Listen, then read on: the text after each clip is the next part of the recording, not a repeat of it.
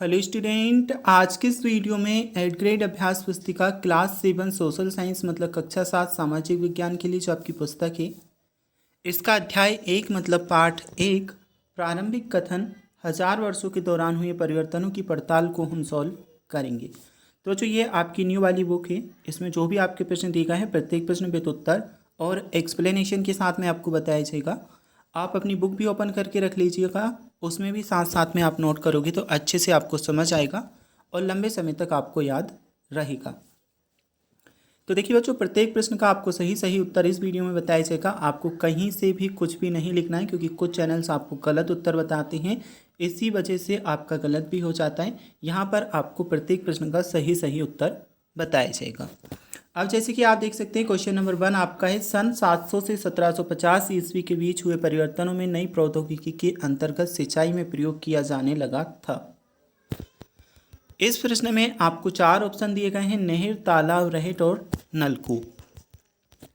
तो इस प्रश्न के लिए आपको सही उत्तर में ऑप्शन सा करना है।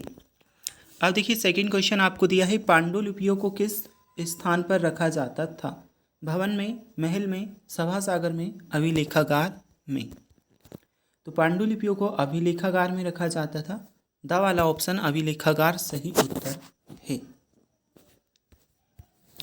बच्चों, अभी तक आपने वीडियो को लाइक कर चैनल को सब्सक्राइब नहीं किया तो ज़रूर से कर लीजिएगा, क्योंकि आपके जो एग्ज़ाम्स होने हैं उनमें भी आपकी फुल मदद की जाएगी।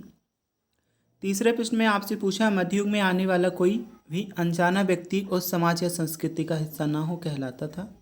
ऑप्शंस में ये सभी ऑप्शन आपको देखने को मिल जाते हैं। अब जो आपका तीसरे नंबर का प्रश्न है, इसमें आपका सही उत्तर ऑप्शन व विदेशी है।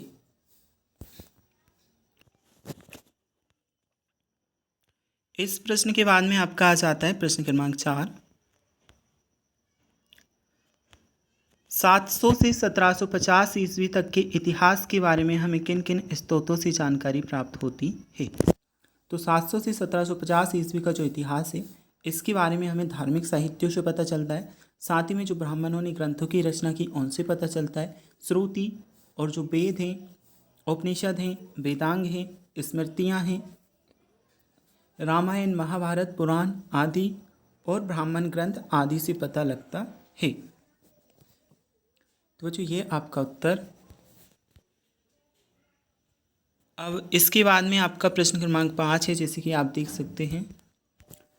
ओके, तो बच्चों 4th नंबर के क्वेश्चन को आप यहाँ से कंप्लीट कर लोगे। ये प्रश्न हम पहले भी देख चुके हैं। अब आपका क्वेश्चन नंबर 6 जो है, अभिलेखागार से क्या से है?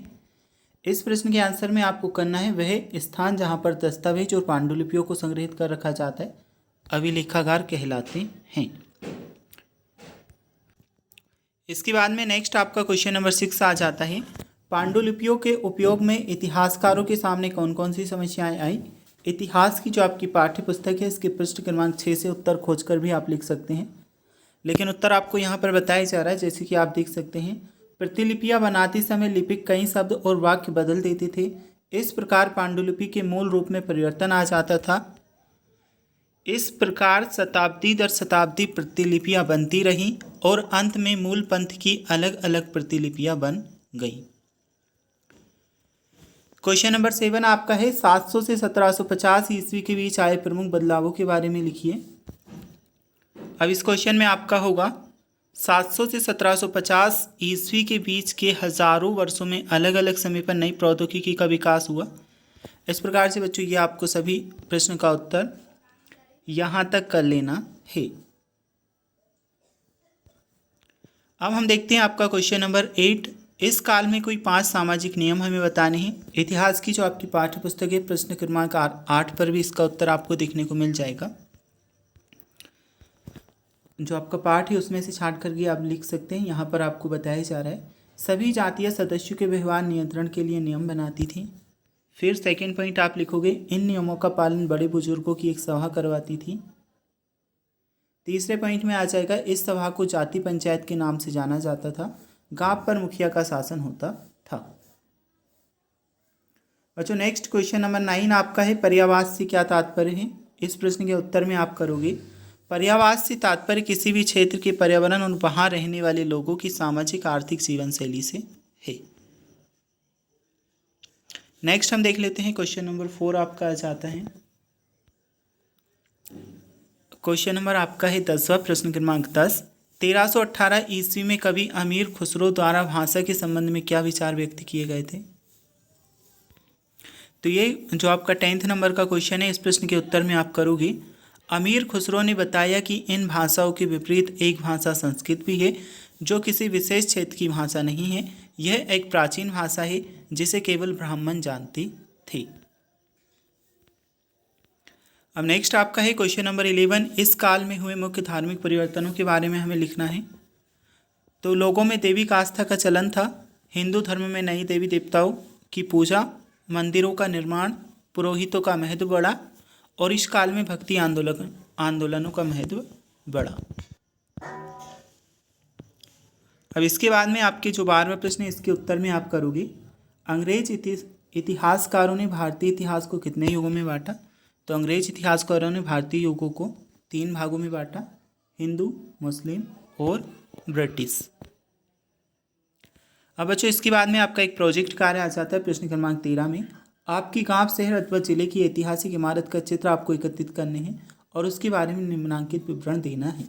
आपकी गांव में हो, शहर में हो या फिर जिले में हो, कहीं पर भी हो, आप वहां से लिख सकते हैं। तो इसमें इमारत का निर्माण 1632 ईस्वी में लिख दिया है। निर्माण किसके द्वारा कराया गया? मुगल सम्राट शाहजहां द्वारा। इमारत के निर्माण में किस प्रकार की सामग्री का उपयोग किया? संगमरमर और लाल पत्थर। इमारत पर किस प्रकार की चित्रकला की गई? सुंदर कारीगरी। इमारत का वर्तमान में क्या उपयोग है? पर्यटन के लिए। इसकी देखभाल किसके द्वारा की जा रही है? पुरातत्व विभाग के द्वारा। इमारत का चित्र बनाइए। तो इस प्रकार से चित्र दिया है। बच्चों आप आपके यहाँ की इमारत के बारे में भी ये सभी डिटेल्स लिख सकते हैं अगर लिखना चाहते हैं, नहीं तो यह तो आपको दिया ही है। ओके, तो ये कुछ इस प्रकार से आपका पाठ ही कंप्लीट हो जाता है। और पाठ इसके बाद के आप सॉल्यूशन देखना चाहते हैं तो उन वीडियोज़ का लिंक डिस्क्रिप्शन बॉक्स में मिल जाएगा।